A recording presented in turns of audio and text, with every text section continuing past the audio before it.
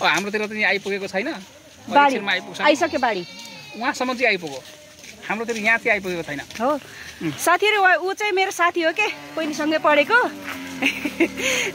उसको चाहिँ अनि हाम्रो घर चाहिँ डाँडामा छ अरु चाहिँ पुरै बाढीले बिजोग बनाइसक्यो रे त्यहाँसम्म चाहिँ आइसक्यो पानी यो सबै उकालो ल्याएको हो यो बाख्राहरू सबै बाढीबाट बचाउन लिएर आएको बाढीबाट बचाउनलाई बिजोग पो भयो त उ नारायण बिजोग छ नि सबैतिर बगरतिर झन् बिजोग छ अहिले पुगेर आएको कि हो र ए पानी नै पानी गयो अनि बिहानदेखि म उतै छु त अहिले भर्खर त आएको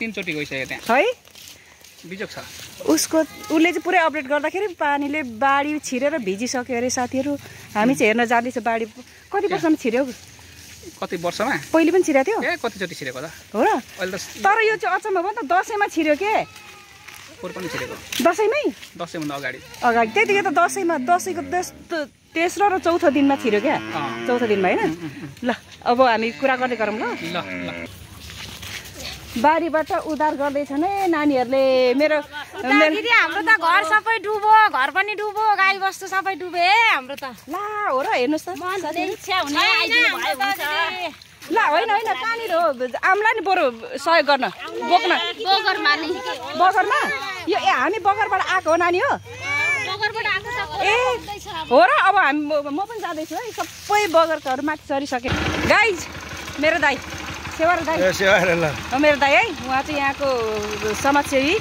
दाइ अनि मेरो दाइ अब यो सबै खेतीपाती चाहिँ बिगार्ने भयो नि बाढीले बाढीले बिगार्ने पर्यो यो बाढी पनि खै अचानक आयो यो के हो यो दैव प्रकोप भन्छ यसलाई त के भन्नु यो त छक्क लागिसक्यो मैले त अहिले यत्रो ठुलो भइसक्यो यस्तो बाढी आएको चाहिँ देखेको थिइनँ यो चाहिँ फेरि नौलो बाढी भन्नु मिलेन यो त बार आइराख्ने हो असोजमा अब त्यही पनि असोजमा दशैंको बेला के त यो पाकेको बेला धान बाली बिगार्यो नि त अब त्यही हो नि देख्दैनन् अब मान्छेले भन्दा नि अब समयले के गर्छन् अब प्राकृतिक प्रकोप ल दाजु अहिले चाहिँ भेट्दै गरौँ ल हेर्नुहोस् न यो बाढी यो धानबारी छ नि यो धानबारी चाहिँ पुरै बाढी यो धानबारीमा बाढी छिर्दैछ उहाँहरू चाहिँ बगरबाट चाहिँ आउनु थालिसक्नु बाढी छिरेको ठाउँबाट उहाँहरू सबै यो बाढी सबै बिगार्दैछ अब अहिले चाहिँ के अरे बाढीको पानी यहाँभित्र छिर्दैछ साथीहरू मालदाजु सेवा र दाइ नमस्ते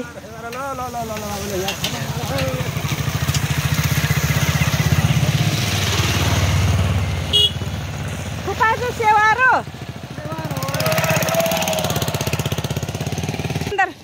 मेरो भाइ बगरटोलमा उद्धार गरेर आउँदैछ यो पनि सक्यो छिरिसक्यो भाइ है ल हेर्नु जाँदैछ मेरो ससुरा भाइ यता दाजु सेवा नमस्ते सेवा त्यो सबै बाढी छिर्यो के दाजु छिर्दैछ त रोड यो बाटो टप्पिसक्यो ला ल म पनि हेर्नु गएर आउँछु दाजु ल जाँदै गर्नु हाम्रो मेरो माइती चाहिँ यो डाँडामा छ त्यो डाँडामा चाहिँ जत्रोसुकै बाढी आए पनि छिर्दैन तर त्यो डाँडा मात्र होइन यता पनि छ हाम्रो खेत यो तल पनि छ हाम्रो धानबारी खेत त्यसमा पनि अब बाढी छिर्यो भने चाहिँ धानबाली नष्ट पार्ने भयो पानी बढिरहेको छ बहिनीले भन्दै हुनुहुन्छ उहाँहरू पनि आफ्नो ज्यान सेफ्टीको लागि सर्दै हुनुहुन्छ उहाँ भिनाजु के अरे बाढी छिरिसक्यो चन्द्र नेवारको घर डुबाएछ ला आउँदैछ पानी यता हो र ल आउँदैछ हो र भिनाजु अब खेतीबाली त नष्ट पार्ने भयो गाई बस्तु यहाँ ल्याइसक्यो सबै गाई बस्तु सबै साटिसक्यो है उहाँ आउँदैछ पानी यो बस्ने खेततिर जाँदैछ है म पनि जान्छु भिनाजु त्यता भक्कुको घर आइपुग्यो बिजोग बनायो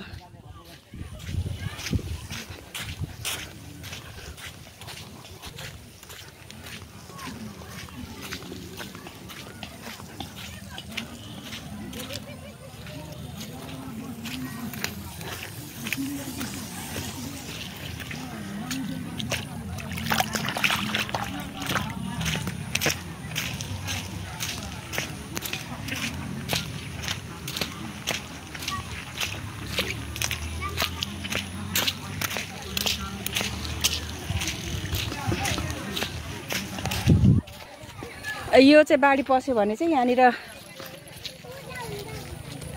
पुरै छिर्छ यो घरहरूलाई डुबाउँछ किला बनाउँदै हुनुहुन्छ अब माथि सर्ने हो उहाँले चाहिँ किल्ला बनाउँदै हुनुहुन्छ आफ्नो गाईबस्तु माथि सार्नको लागि, किनभने यता बाढी आइसक्यो अरे। अनि त्यही भएर यहाँबाट चाहिँ गाईबस्तु लिएर माथि उकालो जाँदै हुनुहुन्छ। दाइले पनि बाढी हेरेर आउनुभयो दाजु? कस्तो धेरै नै आइसक्यो?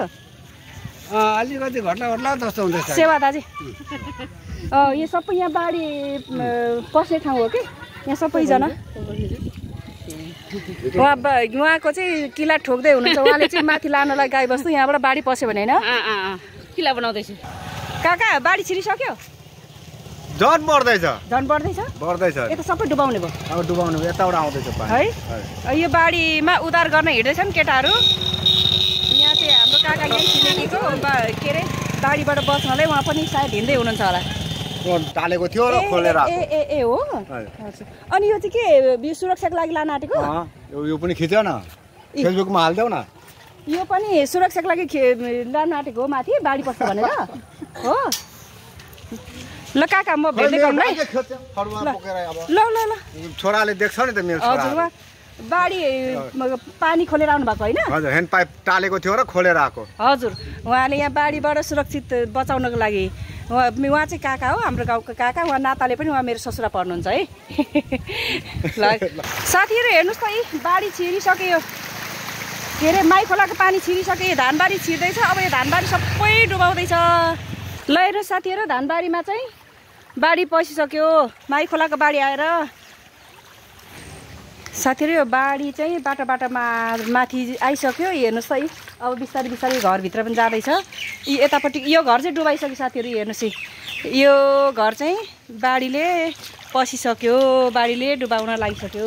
हेर्नुहोस् न यी पानीभित्र छिरेर यो घर हाम्रो दाइको घर हो। त्यो घर पनि छिमेकी दाइको घर, त्यो घरमा पनि छिरिसक्यो।